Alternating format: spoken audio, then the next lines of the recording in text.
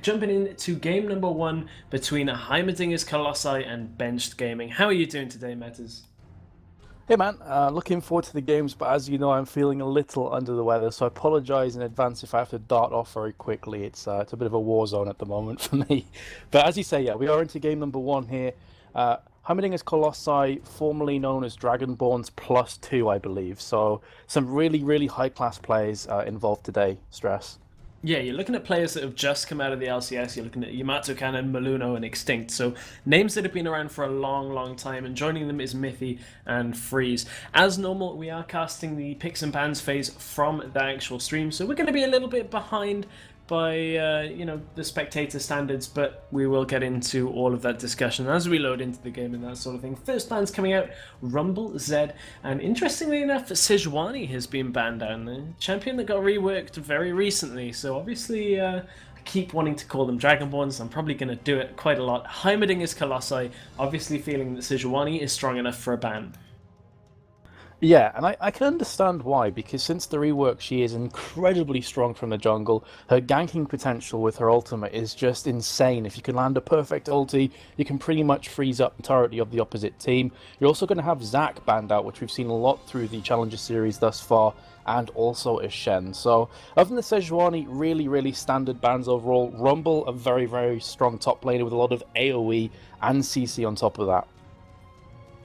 Yeah, alongside them we're seeing Zac and Shen being banned out. Shen we saw a little bit this past weekend over the NA LCS promotion tournaments. Doesn't have as much impact on the game as he used to, but definitely a very strong champion to go in the compositions. And Thresh is going to be the final ban out on the side of Benched. Heimerdingers Colossi are going to be starting on the blue side here in this best of 3. So we'll see exactly what they lock in. And as I said, last ban out is Thresh, so that's going to be a lot of that CC down in the bot lane and not available for this game. Yeah, absolutely. Thresh, top tier support right now. Lots and lots of pro players just wanting nothing to do with that whatsoever.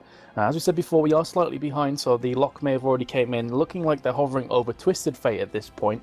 Lots of global presence on the map, but with 20 seconds to go, is he going to be locking that one in? Could very well be the case, Stress. I mean, Twisted Fate, once he hits level 6, the Destiny and Gate is just unbelievably strong for ganking at bot or top, and also a very nice kind of control mechanism globally for the entire team, but looks like they're actually going to switch over to Jarvan here with just 5 seconds to go. Yeah, they do swap over to that Jarvan, and of course, we've discussed many times about Jarvan's strengths and weaknesses. Has great team fight potential, he uses that Cataclysm to great effect, and can hold people in for that AoE team fight. And you can see over on the other side, with that Zac ban, that means that's going to be... they were trying to take away as much CC in an area as they possibly could. Of course, Zac's Let's Bounce does a good job of holding people in place, but Jarvan probably one of the best at holding people in a very small area. So Heimerdingers Colossi perhaps showing their hand already on exactly the kind of team composition they're going to be picking up. Just seeing exactly how Benched are going to respond to this. Of course, Twisted Fate is open. Perhaps they are even maybe wanting to bait out a Twisted Fate pick from Benched Gaming, since there are ways around it, but it looks like YoloZilla is going to pick up Kha'Zix, and we're going to see pick up Nautilus to go in the jungle as well. So fairly strong picks there for their 1 and 2 on the side of Benched, and we'll see exactly where they go from this and where Heimerdingers Colossi are going to look to get more AoE damage from with their 2nd and 3rd picks. So Kha'Zix has slipped through the cracks here, been banned, I would say at least 90% of the time thus far in the EUS Challenger series. So gets through, will be picked up, and we're going to have Nautilus in the jungle. As we've said before, Nautilus's ganking capabilities are absolutely ridiculous. The depth charge and the dredge line, of course, plus the passive that he gets is just unbelievable. I can see that they're hovering over Heimerdinger here, so maybe going to be going with their namesake, but I'd be very doubtful if they actually lock in the Heimerdinger jungle. Thoughts on Heimerdinger? Oh, in fact, there's no point even asking, because they have already switched over to Twisted Fate. I was going to be like, what are your thoughts on Heimerdinger? No need to. And they have also locked Twisted Fate in alongside an Alistar. Now, Alistar's a champion that kind of comes and goes in the scene. People will play him, realize he's really strong. People will start to shut him down a lot. Then you'll stop playing him, and then you'll realize he's really strong again. Has a couple of little issues with mana costs and that sort of thing. But typically, once he gets into the team fight stage, if you can hit those headbutt pulverize nice, you can get a really good engage with him. As Kobe from Riot would say, you can actually using a couple of different champions, you can get Alistair to ghetto rig an unstoppable force equivalent like a Malphite ultimate. Looks like Benched have picked up Lulu and Ezreal. Ezreal, a champion that's seen so much play over the last couple of weeks, especially considering that blue Ezreal build has been pretty much built by anybody that's played Ezreal over the past few weeks. Yeah, we saw Double Lift and Cutie Pie taking Ezreal last night actually as well. So very, very strong performances from both of those AD carries. Also a good pick against an Alistar, because you're saying before about the Headbutt Pulverize combination. The great thing about Ezreal, of course, is maneuverability. With the Flash and the Arcane Shift as well, it's going to be much more difficult for Alistar to lock the Ezreal down. And the Lulu on top of that, once they hit 6, of course, the Wild Growth is going to keep Ezreal up. Also important to note that the Wild Growth on top of Kha'Zix, once he jumps in and tries to assassinate, could very well save his life and get the ball rolling. Looks like we could have a Draven and Riven getting locked in. There we go. So Draven and Alistar is a very, very scary, strong bottom lane. It's all going to come down to whether they can land the Headbutt Pulverize. And also, are they actually going to go for 2v2 here, do you think, Stress? Or are we going to have something mixed up? I think they're kind of anticipating the 2v1 lane, especially when you pick a support champion like Lulu, who's very good at pushing. Glitterlance is going to go through the entire wave. And, Ezreal, not the best at pushing, but we have seen teams make it work, especially when you consider that they're going to probably want to avoid the Ezreal against Draven matchup, because, as you said, Draven outputs a lot of damage, and if you can manage to catch onto that Ezreal, you're going to chunk through him very, very quickly in the early game. So I would expect a lane swap. It's kind of dependent on who Benched go with for their solo lane here. And but the thing is, this Heimerdingers Colossi team that's being put out, so very, very aggressive. You look at the champions, Jarvan wants to get in there. Twisted Fate, he'll teleport in there and then use the Zhonya's to keep himself safe, land a gold card. Riven wants to get all the way in. Alistar's going to throw himself into the fight, and then Draven will clean everything up. There's a lot of aggression coming out from Heimerdingers Colossi, and we'll see exactly how Benched are able to combat that. This solo lane that they're going to pick up for the top lane is going to be a Darius, and if they can get him snowballing, that might be a good way of shutting down Heimerdingers Colossi here. It's very true. Obviously, Darius, once he gets on a roll, is unbelievably strong. But just looking through this, you have the Twisted Fate, obviously for Heimerdingers Colossi on Extinct, and the Kha'Zix is coming in. So he's not going to be using Teleport. We have seen a lot of mid laners trying to counteract the Twisted Fate global presence with a Teleport. However, Kha'Zix with Teleport, not really that strong, because you need the Ignite to make sure you get the assassination down and completely cutting through the opposition. So it's going to be quite interesting to see how Kha'Zix roams around here. Is he going to try and follow Twisted Fate, or is he going to try and pull the lane with him with the advanced Void Spikes and just push that lane down as soon as possible? Stress. It's going to be interesting to see here. I'm quite looking forward to finding out how Twisted Fate and Kha'Zix match off against each other in the mid. Yeah, it's going to be an interesting one. As you said, they both take an Ignite, which to me is a little bit strange. We've seen varying different things that you take on Twisted Fate. You kind of can take a barrier, you can take teleport if you want to be mobile around the map. I'm quite surprised that we're not seeing barrier, especially against a champion like Kha'Zix, who's just going to want to instantly kill Twisted Fate. I don't really expect that Extinct is going to want to trade all that much with Twisted Fate, because until with Kha'Zix, because until Twisted Fate ends up getting the Sheen, the Lich Bane, the Zhonya's Hourglass, yes, you can land a gold card and then wild cards over the top, but that's not going to do the same as the jump in from Kha'Zix, the Void Spikes, and then the huge amount of damage that's going to come from his Q, especially if you're isolated. So, a little bit confused about the Ignite pickup, but we will, obviously, whenever we say this kind of thing, there is room for these players to just completely prove us wrong, as, kind of happens sometimes. So, if Extinct makes this work, then, all credit to him, Ignite might be the right choice. Yeah, very true. It comes down to the execution of the plays. Like, we could sit here for the next 10 years talking about the compositions, but really it comes down to who performs better on the day. You've seen compositions that look dead and buried, and Champion Select come out and be victorious in solo queue all the time, let's be honest. So it's one to watch out for. But while we do have the delay on, ladies and gents, we're going to cut to a very quick commercial break, and when we rejoin us will be live for game number 1 of the day between Heimerdingers Collosi and Benched Gaming. Don't go anywhere, we'll be right back.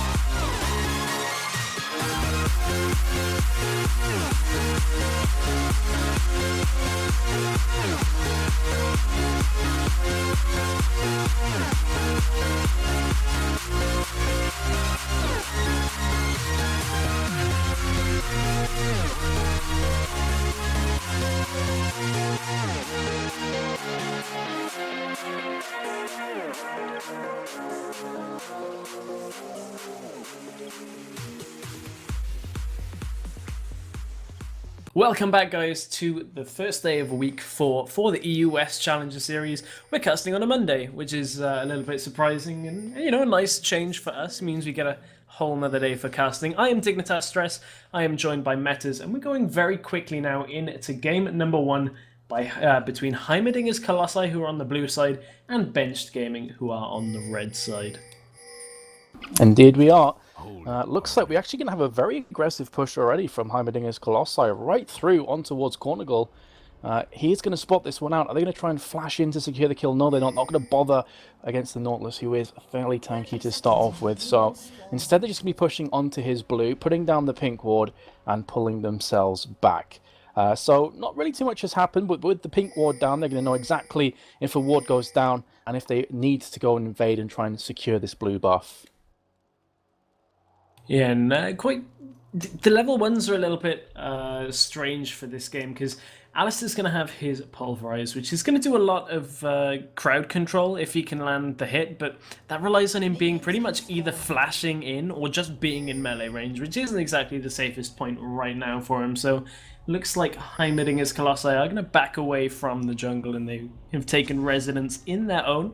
There is a pink ward, however, on that blue buff, and that's something that we saw Team Summon do quite a lot when playing against both Fidelis and Team Dignitas this past weekend. So, I mean, that's becoming a little more common, but you can see that DirtGen is already throwing down his own pink ward in that bush, maybe thinking that it was warded, correctly spotting that out and picking himself up that gold from the ward to begin with. So, small little moral victory for him there. Yeah, they will be picking up this blue buff. In the meantime, you are going to have, of course, Jarvan taking the red buff on Maluno. And we do actually have the 2v2 lanes coming in here. So it's going to be Ezreal and Lulu facing off against Draven and Alistair.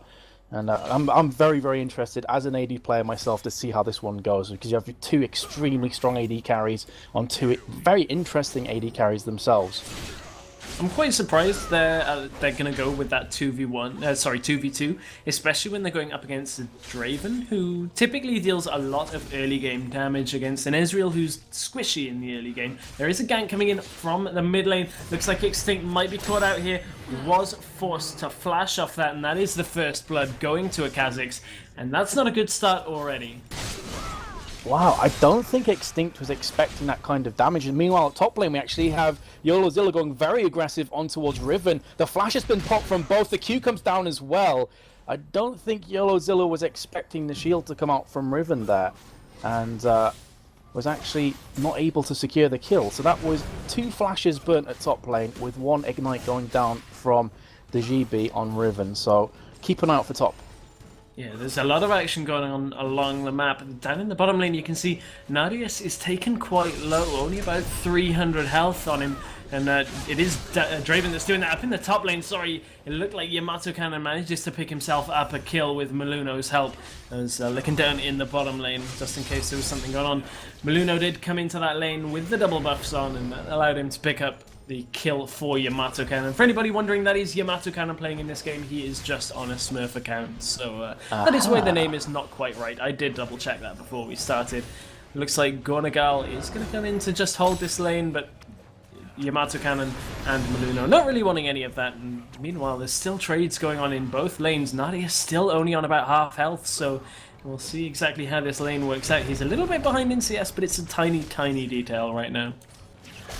Alrighty, so yeah, Yamato Cannon is at top. My bad for not figuring that one out earlier. So he is going to get the first kill here for his team. Nice gank from Jarvan, realizing that the flash was down from YoloZilla, coming in to secure that kill. Some pings going down around mid. Ward has been placed from Extinct, very cautious of Nautilus. Of course, with his flash being down from that first blood, he is very, very vulnerable from the Nautilus Kha'Zix combo. And speaking of Nautilus, he is starting to move down towards mid. Could be butting heads very shortly with Maluno in the jungle. Here they go. It's going to be a 1v1 struggle to the death. However, having said that, Extinct is coming from the side, and also Yamato Cannon is coming from the top. This is a very, very dead Gornagal. The question is, who's going to get the double buff? And it's going to be Twisted Fate. So first blood going down onto Twisted Fate, but he has bounced back with a vengeance here. With double buff, it can be very difficult for Kha'Zix to stand toe-to-toe with him now. Yeah, that is probably the best person for it to go to right now. Extinct's going to now have not only the mana to shove through the lane, going to be able to lock red cards more often and gold cards whenever he needs to, so he can shove through the wave very, very quickly. See, preemptively locking a gold just in case Bimbo 8 does go forward in that lane, so there's going to be a lot of shoving coming out from Twisted Fate thanks to that double buffs and a lot of harass as well. Down in this bottom lane, it looks like Freeze and Mithy are pushed up all the way to the tower, and Narius is going to have to farm under the fire from his own tower, so it's going to be a little bit tricky for Narius to stay on top of this. Jarvan is sneaking around to that blue buff area, and Maluno is trying to make his way back. I thought he was going to come across to mid, but with the Gornagal there, he's actually going to go down into the bottom lane and expect to see him come in when the next wave pushes up.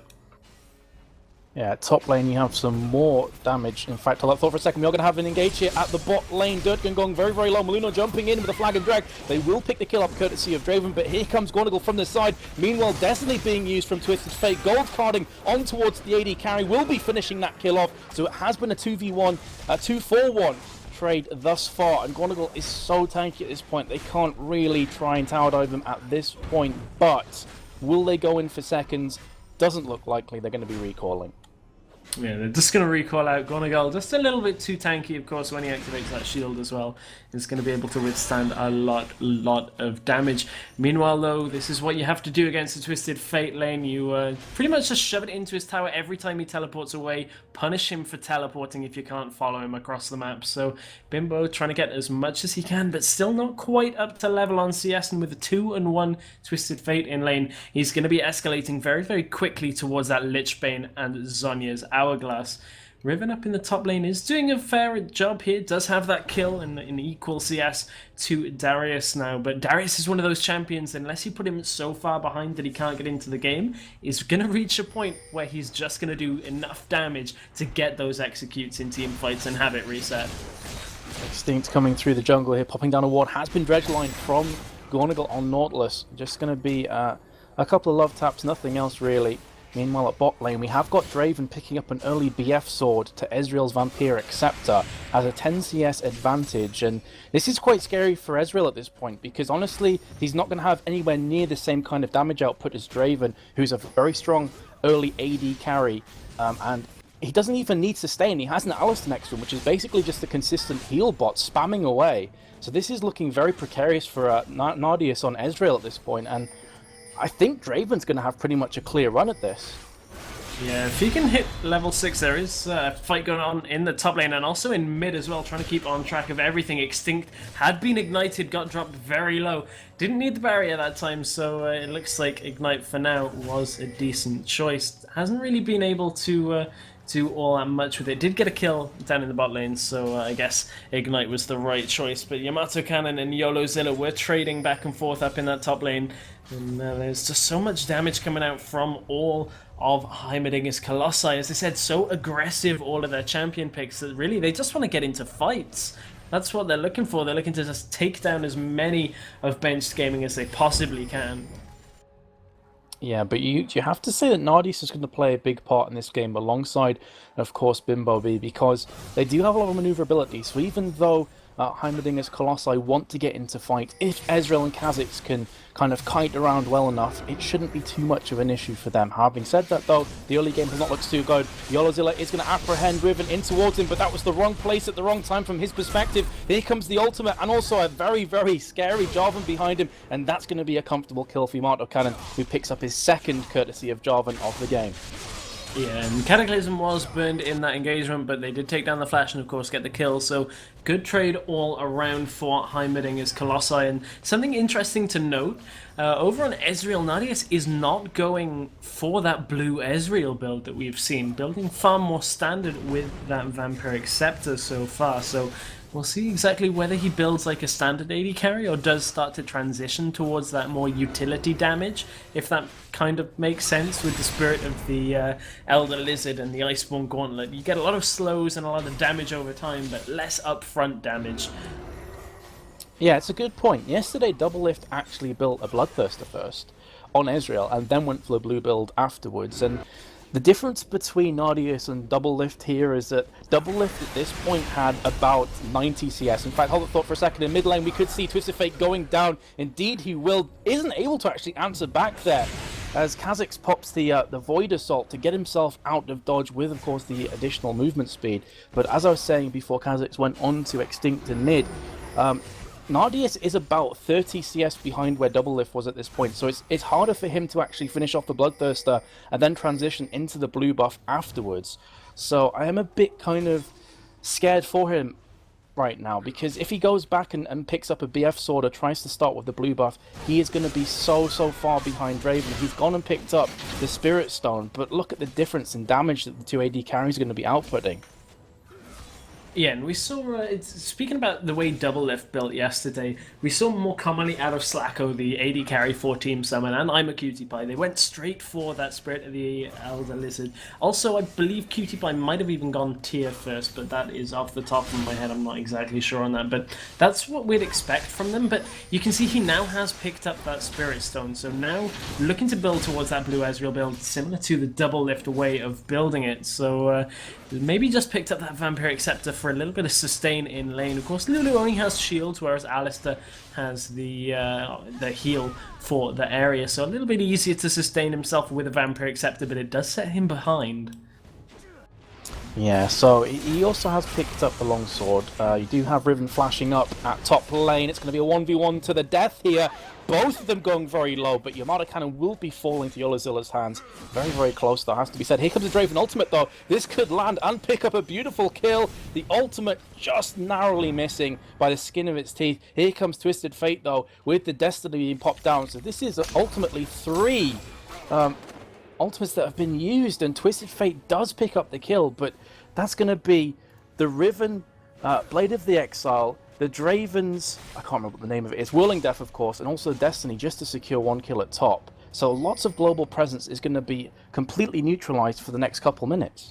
Yeah, and I kind of feel that I would have maybe liked to see Yamato Cannon as Maluno gets shredded down by Bimbo 8 in the middle lane. Another ultimate used for you know, they still, well, they didn't get a kill out of that, so another ultimate used to try and save himself, but kind of would have liked to have seen Yamato Cannon maybe gamble on that. The hemorrhage stacks were ticking from YOLOzilla in that top lane, so it was pretty much a foregone conclusion that Yamato Cannon was going to die there, so maybe would have liked to have seen him gamble a little bit. I'm not sure whether his Ignite was up at that time, but it is up now, so that would have been an interesting one to maybe just see him go all in, but that has allowed Benched Gaming to take the Dragon here at this point, and they actually find themselves a little bit ahead against, you know, a few members of former LCS team Dragonborns, and Gornagal is going to try and get some aggression on here in the bottom lane.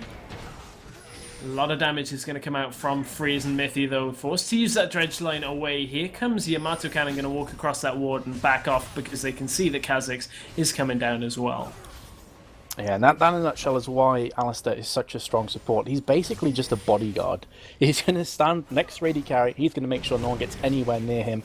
It's going to be a nice headbutt pulverize on towards Dodge, and they could be picking up the kill. But without Whirling Death, it's not going to be able to secure the kill. Here comes Nautilus from the side, and also Maluno on Jarvan. Lots and lots of low players. Whirling Death has just came off cooldown. Going to be popping that one up, but not able to secure any of those kills.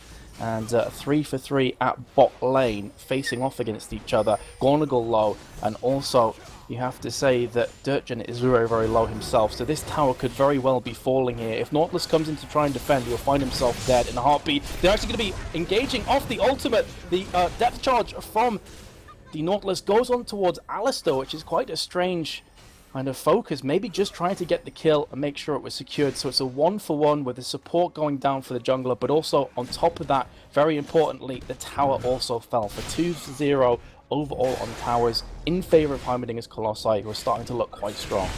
Yeah, and now they find themselves at that small advantage from those towers, and the one thing they have to be careful for though is this 3-0 Kha'Zix. I mean, Kha'Zix is one of those champions that if he gets to a point like this and plays the game to his advantages, if he manages to pick up those kills in the team fights, he's just going to wreck you during the mid game. Like, there's not a lot of ways of shutting down a Kha'Zix that already has that snowball rolling.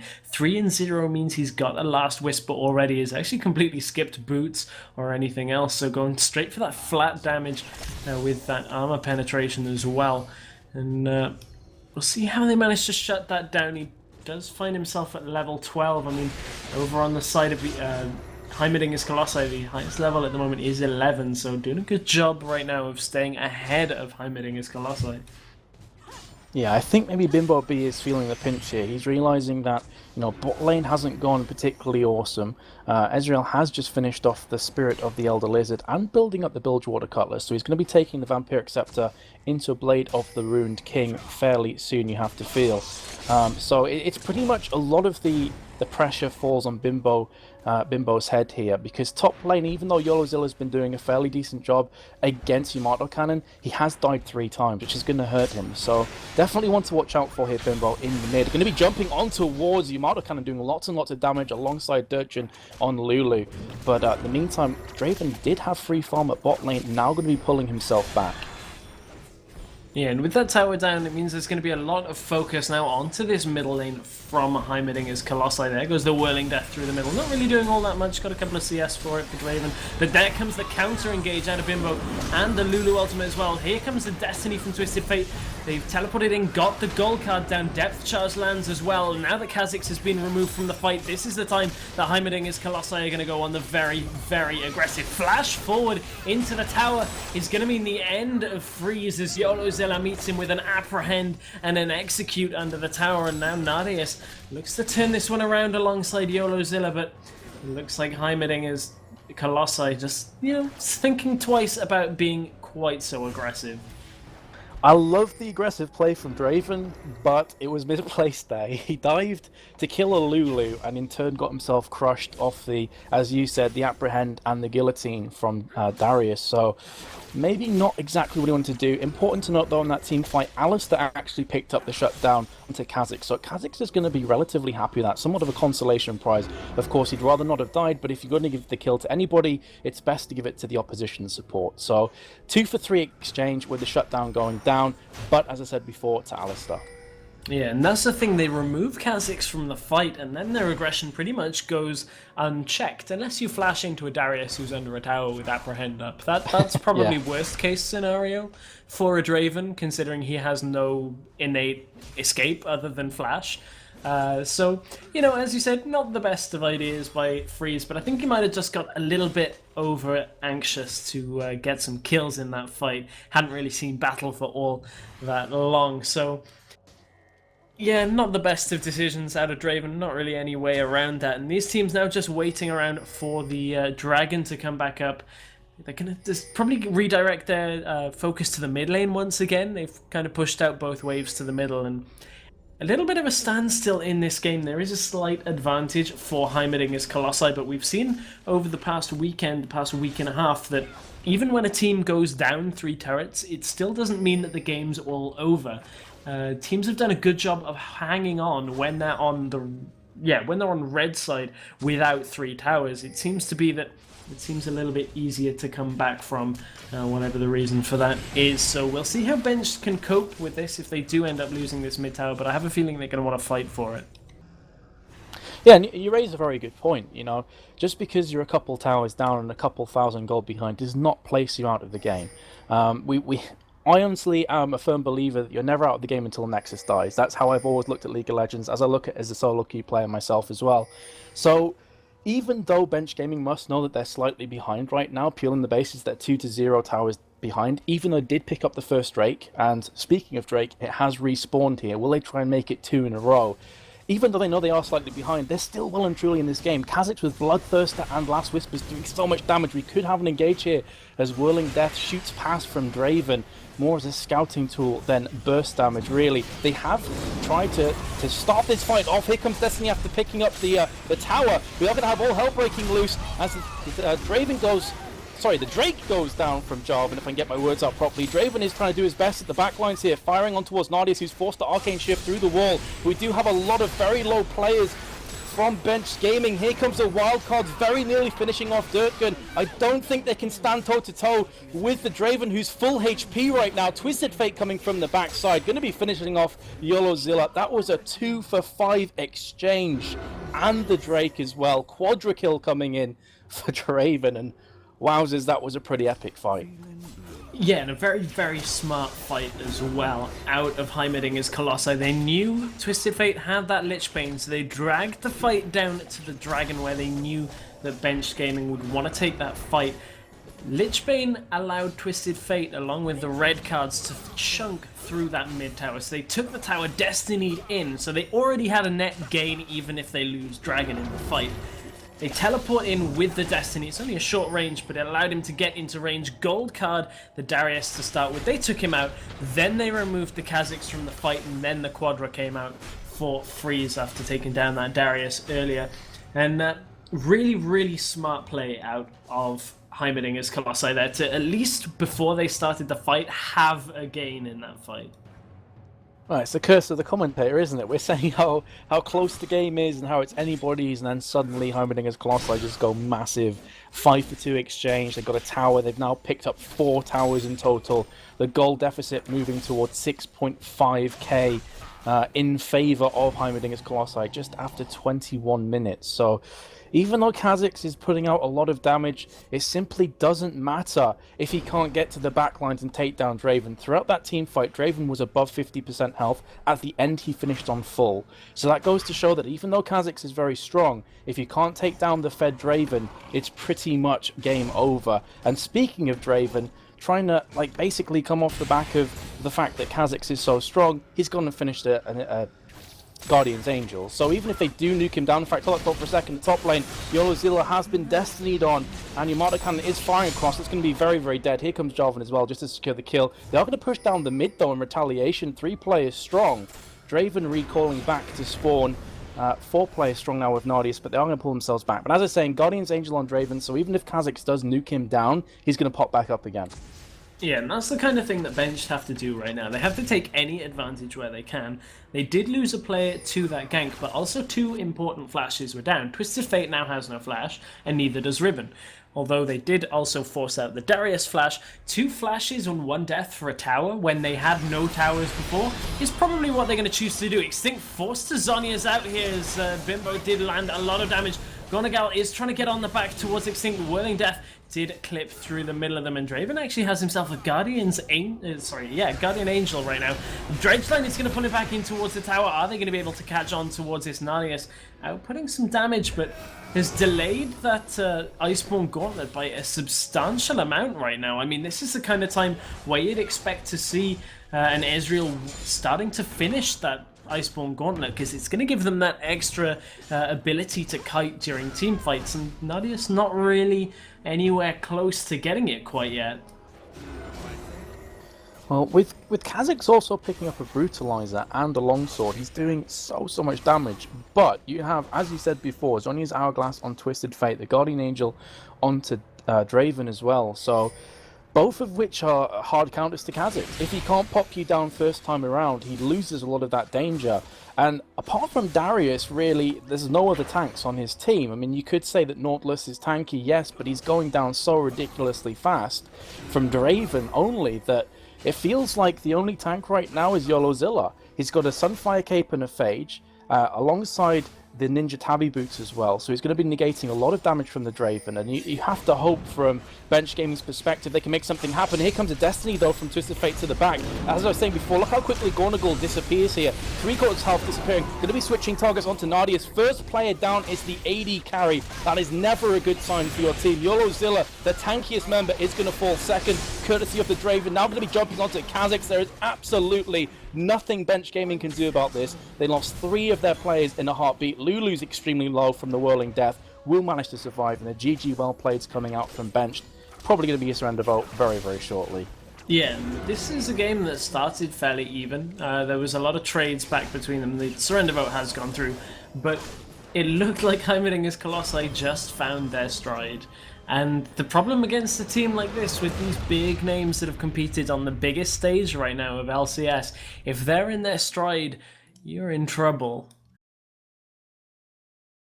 Yeah, absolutely. We saw there that they got into their stride. The first couple minutes, the first 2 to 3 minutes were looking very even, pretty much nothing huge going down. You got first blood actually for Bench Gaming. Then YOLOzilla and Yamato Cannon at top lane had a back and forth constantly, with Maluno coming up on Jarvan and swaying it in Yamato Cannon's favor.